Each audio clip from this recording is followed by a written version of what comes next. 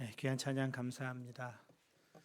우리 추수감사주일인데요. 우리 좌우 앞뒤에 계신 분하고 인사할 텐데 주의 은혜에 감사합시다. 그렇게 인사하겠습니다.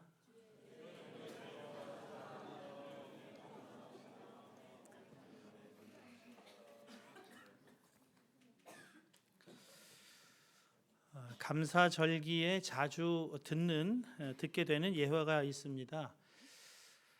유대인들의 생활 지혜서라고 부르는 탈무드에 나오는 이야기인데요. 어느 농부가 랍비를 찾아와서 하소연을 합니다. 집은 너무 좁은데 자식들은 많고 아내는 지독한 악처라는 겁니다. 아마 세상에서 제일 나쁜 여자 같다고, 도대체 어떻게 살면 좋겠냐고 합니다. 랍비가 처방을 주는데요. 양들을 집 안으로 들여와서 키우십시오. 그럽니다. 이해하기 어렵지만 며칠 그렇게 해봅니다. 그리고 며칠 후에 농부가 다시 랍비를 찾아옵니다. 랍비님, 도저히 참을 수가 없습니다. 악처에다가 양까지 살 수가 없습니다. 도저히 참을 수가 없습니다. 이렇게 얘기를 해요. 그래서 랍비가 다시 농부에게 말합니다. 닭은 어디서 기르세요? 양 우리 뒤편에서 기르죠. 그 닭도 다 집 안으로 들여와서 기르십시오. 그 다음 날 농부는 당장 달려와서 랍비한테 말합니다. 이젠 정말 세상이 다 끝난 것 같습니다. 마누라의 양들, 닭 20마리, 이건 지옥입니다. 그러자 랍비가 그렇다면 오늘은 양과 닭을 모두 내다 기르십시오. 그렇게 말해줍니다. 다음 날 농부는 기쁨에 찬 얼굴로 랍비를 찾아옵니다. 랍비님, 이제 우리 집은 궁전입니다. 랍비님께 하나님의 축복이 있기를 바랍니다. 이렇게 감사가 회복됐다는 이야기입니다. 감사에 관련된 또 하나의 이야기를 전하죠. 멀린 캐로더스 목사님의 걸으면서 뛰면서 감사 찬양이라는 제목의 책에 나오는 이야기인데요. 이 목사님이 인디아나주에서 목회를 하시다가 하나님의 인도하심을 따라 캘리포니아로 목회지를 옮기게 됩니다. 기왕 그렇게 돼서 한 달 정도 가족 여행을 하기로 해서 휴가를 가게 됐습니다. 이삿짐을 트레일러에 다 싣고 온 가족이 차를 타고 휴가를 떠났는데 가는 도중에 큰 교통사고를 당하게 됩니다. 차도 뒤집어지고 또 짐도 다 훼손이 돼버렸습니다. 다행히 크게 다친 사람들은 이제 없어서 근처 조그만 호텔방에서 이제 예배를 드리게 되는데요.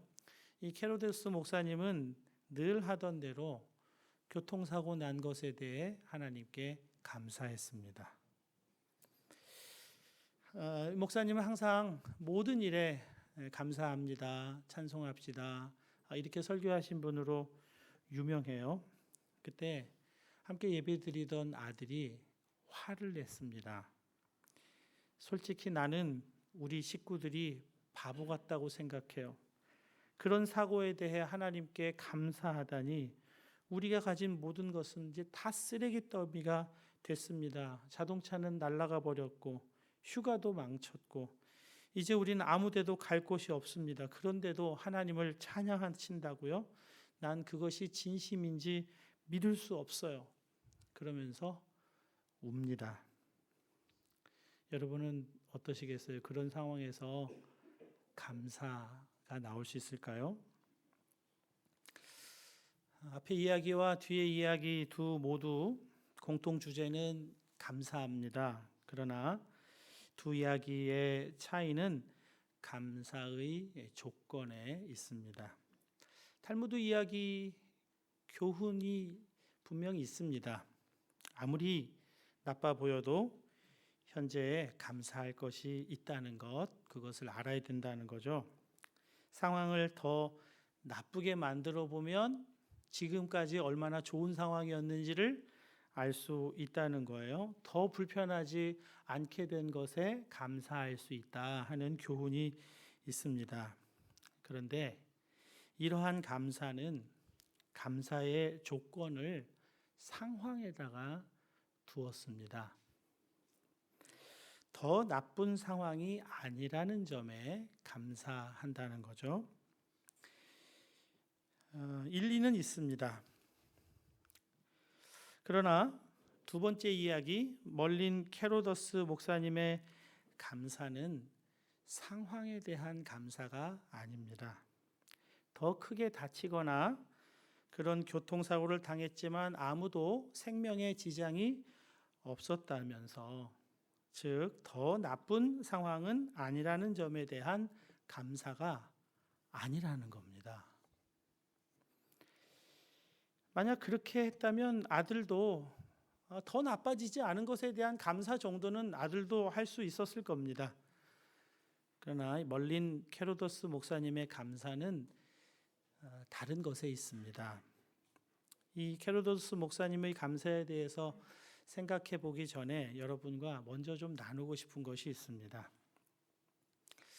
여러분, 우리는 종종 내 자신에게 또 다른 사람에게 불행한 일을 당할 때가 있습니다. 그런 불행한 일을 경험할 때 주의해야 할 것이 있습니다.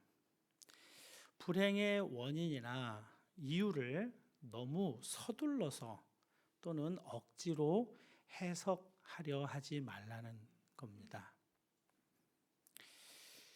이전 교회 부목사로 있을 때 정말 마음 아픈 일이 있었습니다. 40대 중반, 후반이죠. 집사님의 초등학생 아들이 백혈병 판정을 받았어요. 6개월 시한부라는 판정을 이제 받았습니다. 그래서 온 교회가 이 아이를 위해서 기도했어요. 담임 목사님도 열심히 신방을 가고 부목사들도 열심히 병원에 신방을 갔습니다. 그런데 회복되지 않고 죽었습니다. 이 아들을 잃은 상실감으로 인해서 이 아이 아버지가 교회 출석을 한동안 못했어요. 그 아이의 장례 예배가 있었는데요. 이런 예배 때 기도한다는 건 정말 어려운 일입니다. 기도 순서를 상례부를 담당하던 장로님이 맡아서 기도를 하시는데 습관 때문이었는지는 잘 모르겠습니다. 분명히 기도를 준비하셨을 텐데 기도의 첫 마디가 하나님 감사합니다 였습니다. 그런 상황에서 하나님 감사합니다로 기도의 시작을 하고 나니까 그 감사의 조건을 이어서 해야 되잖아요. 기도를 이렇게 경청하던 제가 참 불안한 마음이 좀 들었습니다. 그런데 장로님은 비록 아이가 너무 일찍 세상을 떠났지만 오래 아프지 않게 해주신 것, 예수님을 믿고 천국에 가게 된 것, 그것으로 부모가 위로를 받게 해달라고 기도하셨습니다. 걱정이 돼서 그 아이 아빠 표정을 좀 살피려고 눈을 떴습니다. 그 아이 아버지가 장로님을 노려보고 있었어요. 여러분, 그 장로님도 장성한 아들을 먼저 떠나보낸 슬픔을 간직한 분이었습니다. 그래도 이 아이의 아버지는 그 감사의 조건을 도무지 받아들일 수가 없었던 것입니다. 여러분, 나의 불행, 다른 사람의 불행에 대해 너무 서둘러서 감사의 조건을 찾게 해주고 해석해 주려다 보면 오히려 탈이 나는 일이 있습니다. 사고를 당한 이웃에게 더 큰 사고가 아니어서 얼마나 다행이냐는 그런 말은요, 위로할 사람이 할 말이 아닙니다. 본인이 하면 그냥 들어주는 정도이어야 합니다. 살다 보면 생각지 않은 불행이 옵니다. 그럴 때 가장 먼저 드는 마음이 도대체 왜 아니겠습니까? 그리고 내가 무슨 죄를 그렇게 많이 지어서 라고 주먹을 쥐게 되지 않습니까? 그런 생각은 견딜 수 없는 고통을 동반하면서 가슴을 헤집어 놓게 됩니다. 그렇다고 해서 서둘러 더 나빠지지 않았으니 감사하자고, 더 불편해지지 않았으니 나 자신에게나 다른 사람에게 감사하자고 마음에도 없는 말을 억지로 강요하거나 해석해 주려고 서두르면 안 된다는 겁니다. 차라리 묵묵히 겪어내는 것이 낫습니다. 그냥 말없이 불행당한 사람 옆에 함께 아파해 주면서 있는 것이 더 낫습니다. 잠언 17장 27절입니다. 말을 아끼는 자는 지식이 있고 성품이 냉철한 자는 명철하니라. 고통의 터널은 우리의 몇 마디 긍정적인 마인드, 그런 말로 금방 빠져나올 수 없을 때가 훨씬 많습니다. 이 멀린 캐로더스 목사님의 감사는 더 큰 사고가 안 나서 다행이라거나 우리 중에 그래도 아무도 생명을 잃은 가족이 없는 것에 대한 감사가 아닙니다. 그의 감사는 그야말로 범사의 감사입니다. 어떤 조건을 붙인 감사가 아닙니다. 그의 감사가 범사의 감사일 수 있는 이유는 그의 믿음 때문입니다. 무엇에 대한 믿음 때문일까요? 그가 믿는 하나님이 좋으신 하나님이라는 믿음 때문입니다. 그가 믿고 있었던 것은 오늘 본문에서 이렇게 다윗을 통해서 표현되고 있습니다. 내 평생의 선하심과 인자하심이 반드시 나를 따르리니 내가 여호와의 집에 영원히 살리로다. 범사의 감사에는 두 가지 믿음이 있습니다. 그 첫 번째는 내 평생의 선하심과 인자하심이 반드시 나를 따르리니의 믿음입니다. 여러분, 다윗도 말로 다 표현할 수 없는 고난을 받았습니다. 사울 왕의 미움을 받아 광야로 쫓겨났습니다.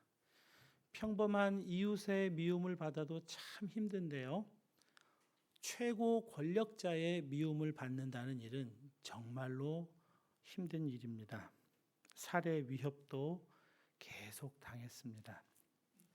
다윗에게는 그보다 더 고통스러운 일도 있었습니다. 왕자 아들의 반역이 있었습니다. 아들 압살롬이 반역했을 때 다윗은 신발도 제대로 신지 못하고 맨발로 황급히 그의 왕궁을 비우고 도망가야 했습니다. 그러나 고난이라는 환난이라는 상황 때문에 그의 믿음은 달라지지 않았습니다. 그는 내 평생의 선하심과 인자하심이 반드시 나를 따르리니를 정말로 믿고 있었습니다. 하나님이 좋으신 하나님이라는 믿음은 상황을 보고 생겨나는 것이 아닙니다.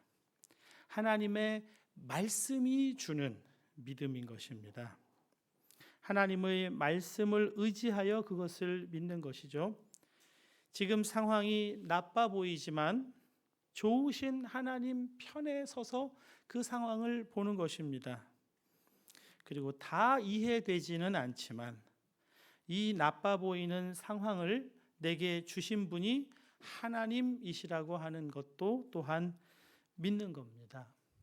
선하신 하나님, 내게 인자하신 하나님, 좋으신 하나님이 이 상황도 나를 위해 주신 것이라고 믿고 감사하는 것입니다. 실제 멀린 캐로더스 목사님이 당한 교통사고는 이후 놀라운 부흥의 소재가 됩니다. 그 교통사고를 당한 가족들이 그 일을 감사로 감당하는 것에 감동을 한 결과로 전도의 열매가 맺어지고, 그 가족이 머무르던 호텔이 있는 그 마을에 죽어가던 자가 살아나고 그 마을이 부흥하는 놀라운 역사가 일어납니다. 더 나빠지지 않았으니 감사하거나 더 불편해지지 않았으니 감사하는 수준이 아닙니다. 선하신 하나님, 좋으신 하나님, 전능하신 하나님이 이런 일을 만나게 하신 데에는 내가 알지 못하는 이유가 있으리라고 그 하나님을 믿어드릴 때, 하나님은 그 믿음의 사람을 통하여 생각지 않은 놀라운 일을 이루어 가시는 겁니다. 여기에다가 차량과 모든 짐에 대한 보험금이 다 나왔고요, 생각지 않은 휴가까지 덤으로 받게 되었습니다. 이런 것을 보고 스탠리 존스 선교사님은 하나님의 유머라고 표현했습니다. 없어도 되는 거예요, 이런 거는. 로마로 가던 사도 바울 일행이 유라굴로라는 거대한 태풍을 만납니다. 14일간 해도 별도 보지 못하고 파도와 바람에 사투를 벌이면서 배가 깨져갑니다. 그런 상황에서도 사도 바울이 하나님만 바라보고 하나님께만 주목했을 때, 이 사도 바울은 배에 타고 있던 모든 사람들에게 어젯밤에 하나님의 사자가 그에게 약속한 대로 로마로 갈 것이라고, 배는 상하지만 그 배에 타고 있던 276명의 생명은 한 사람도 해를 당함이 없이 모두 로마로 가게 될 것이라고 그렇게 말씀하셨다고 담대하게 선포하면서 이렇게 말합니다. 여러분이여 안심하라. 나는 내가 내게 말씀하신 그대로 되리라고 하나님을 믿노라. 상황을 보면 하나도 달라진 게 없어요. 여전히 바람은 거세게 불고 파도는 배를 뒤집어 엎을 것처럼 그렇게 몰아쳐 오는데도 그는 그 상황을 본 것이 아니라 그에게 약속하신 하나님을 믿노라. 그것 때문에 배에 있는 모든 사람들에게 담대하게 말할 수 있었습니다. 내게 말씀하신 그대로 되리라고 하나님을 믿노라. 이것이 우리 모두에게 감사의 조건이 되어야 한다는 것입니다. 범사에 감사하는 다윗의 두 번째 믿음은 내가 여호와의 집에 영원히 살리로다의 믿음입니다. 여호와의 집에 영원히 살게 되었다는 이 놀라운 구원이 그에게 감사의 조건이요 이유가 된다는 것입니다. 누가복음 15장에 나오는 둘째 아들, 우리는 그를 흔히 탕자라고 부르는데요, 그는 아버지의 유산을 미리 챙겨서 아버지의 집을 떠나 먼 곳으로 갑니다. 가진 재산을 다 잃어버리고 마침 흉년을 맞이합니다. 돼지치기가 되지만 돼지가 먹는 사료마저 먹지 못합니다. 여러분, 그의 불행은 재산을 잘 지키지 못한 것, 재산을 더 늘리지 못한 것에 그의 불행이 있는 것이 아닙니다. 더럽고 냄새나는 돼지치기가 그의 직업이어서 그가 불행한 것이 아닙니다.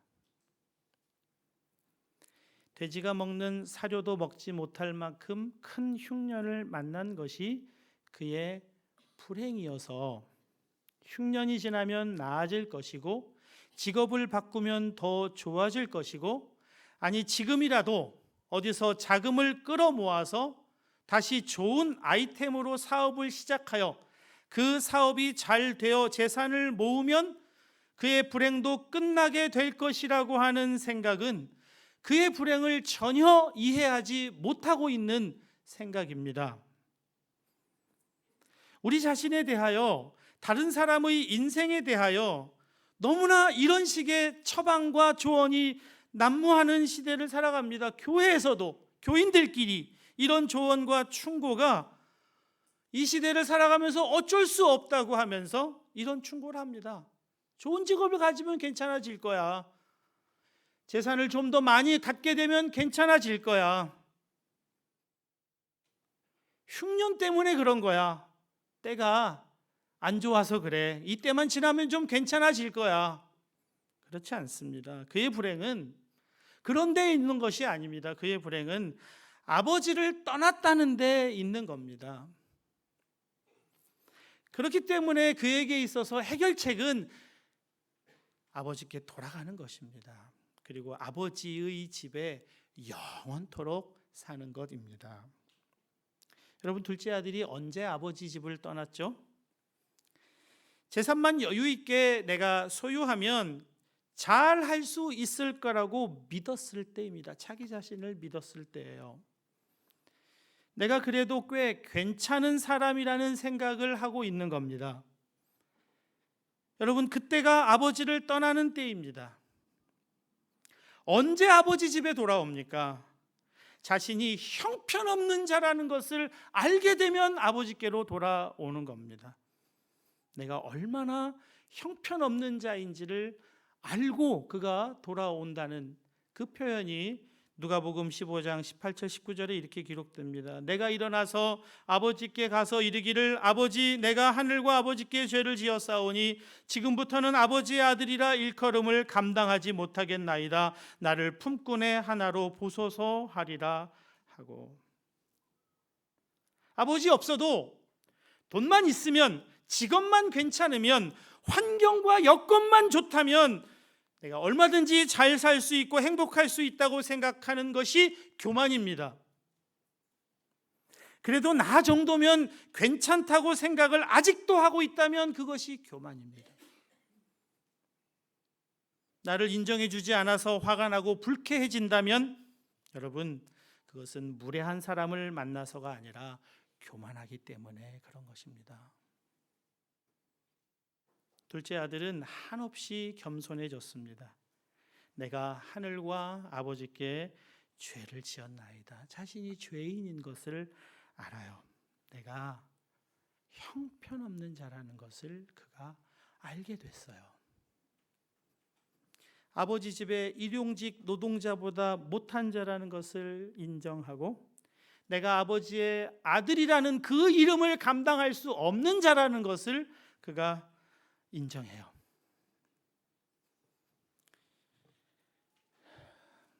목사님 설교 좋았다고, 목사님 설교 좋다고 그렇게 말을 들으면 두려워할 줄 모르고